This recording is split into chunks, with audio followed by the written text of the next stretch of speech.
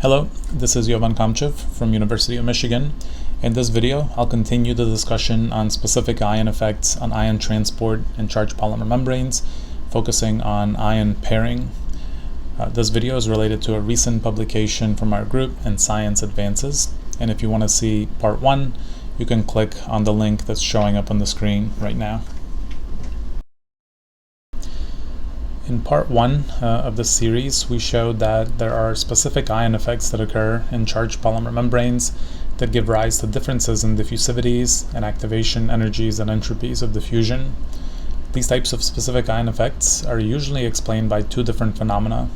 One of them is ion pairing within the membrane, and the other is ion dehydration, usually at the membrane solution interface. The overarching hypothesis is that if these phenomena occur, this makes it difficult for ions to transport across the membrane due to elevated activation energies or barriers for transport.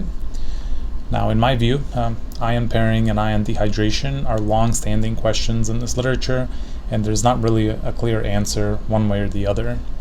And so, do these phenomena occur, and under which conditions do they occur, are very, very good questions and very important for understanding transport in these membranes.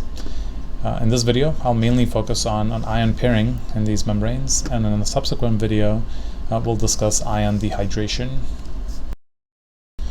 When it comes to ion pairing, either in solutions or in membranes, most people use the Eigen and Tam model or framework, which classifies ions as being in 4 different states.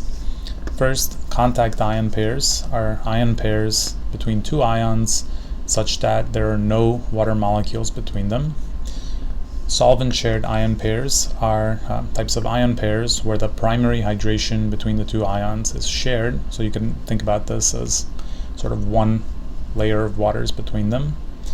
Solvent-separated ion pairs involve multiple layers of waters between the ions. And finally, free ions are essentially non-interacting and free to diffuse about with random Brownian motion. And so some of the questions that we want to ask in this study are, do these types of ion pairs form? How does each type of ion pair contribute to the overall transport process? For example, are contact ion pairs responsive to electric fields? Do they contribute to conductivity as these electric fields are imposing a force within the membrane? And so these questions are important for ultimately understanding ion transport in these membranes. To study ion pairing in these membranes, we used a combination of molecular dynamics simulations and experiments. On the simulation side, the primary tool that we used is looking at radial distribution functions, which essentially tell us where ions and water molecules are located relative to a reference ion, and so, for example, the fixed charge group.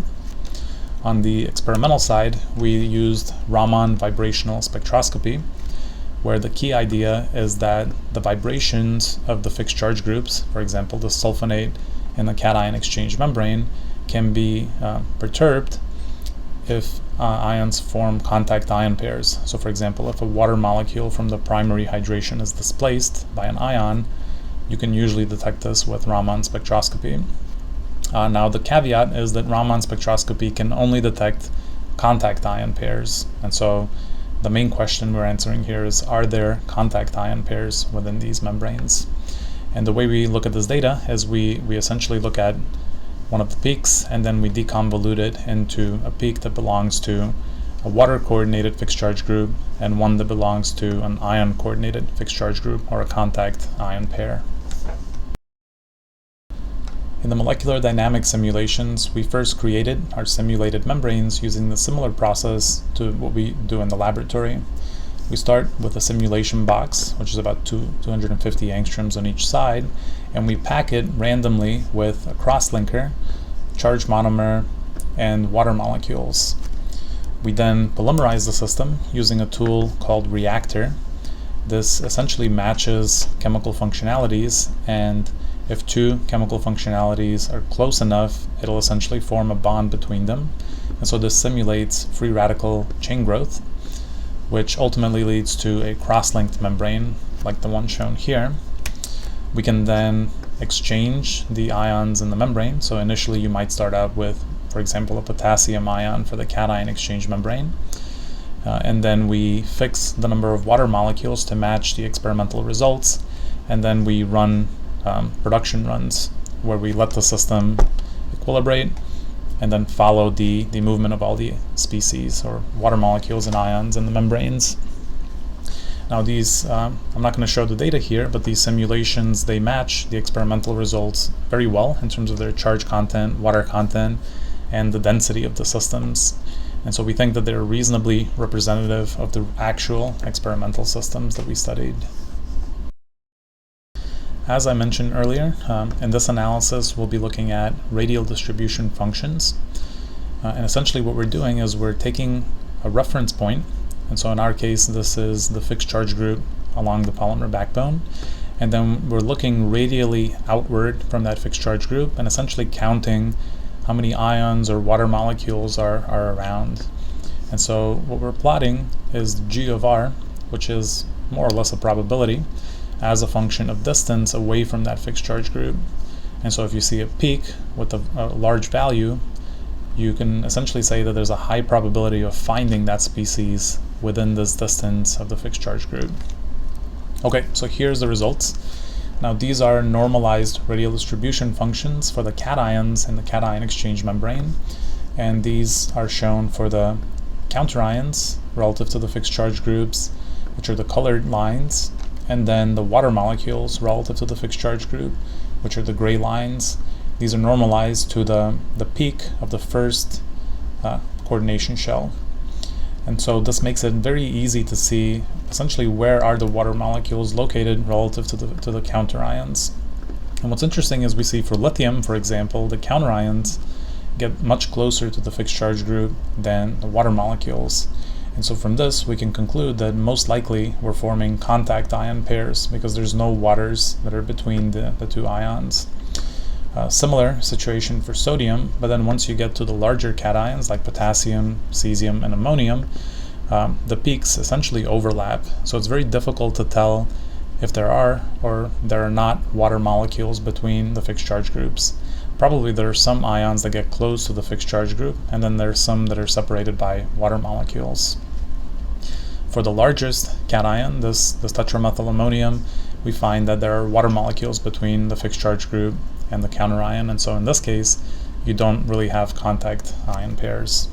And so the main conclusion from the simulation is that small densely charged cations most likely form contact ion pairs within these cation exchange membranes, according to the definition of a contact ion pair. For the anions in the anion exchange membrane, the situation is actually quite different. In pretty much all cases, all the halides and nitrate, we find that water molecules on average get closer to the fixed charge group than counterions. So in this case we don't see very strong evidence for contact ion pair formation, but we do have either solvent separated or solvent shared ion pairs. Okay, so let's turn to the experimental Reimonn spectroscopy results. In this plot, I'm showing the Reimonn spectra for the symmetric stretch of the sulfonate anion in the cation exchange membranes. And so I'm showing results for all the cations that we studied.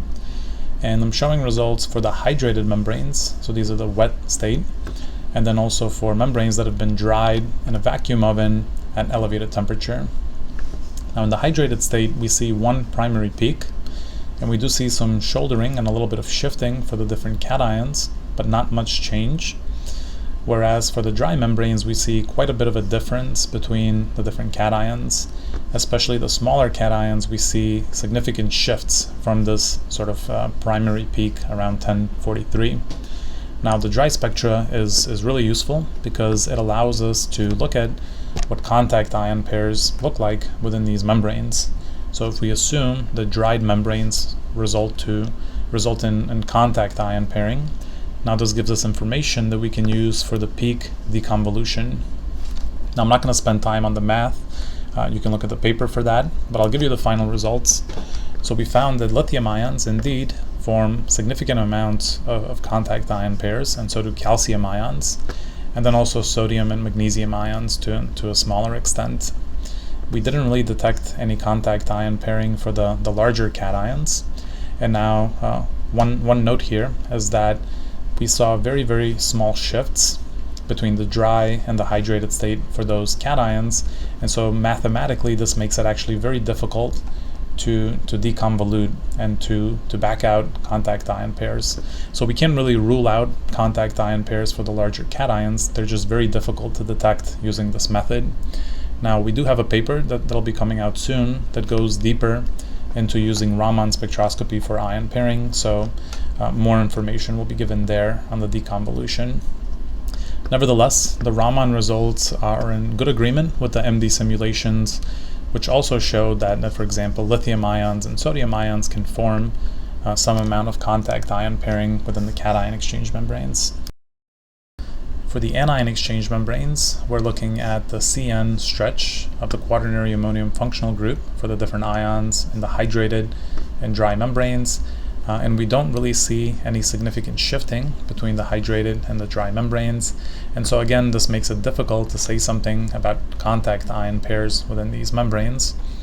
But based on the molecular dynamics simulations, I think we're basically hypothesizing that there's no significant contact ion pairing in the anion exchange membranes.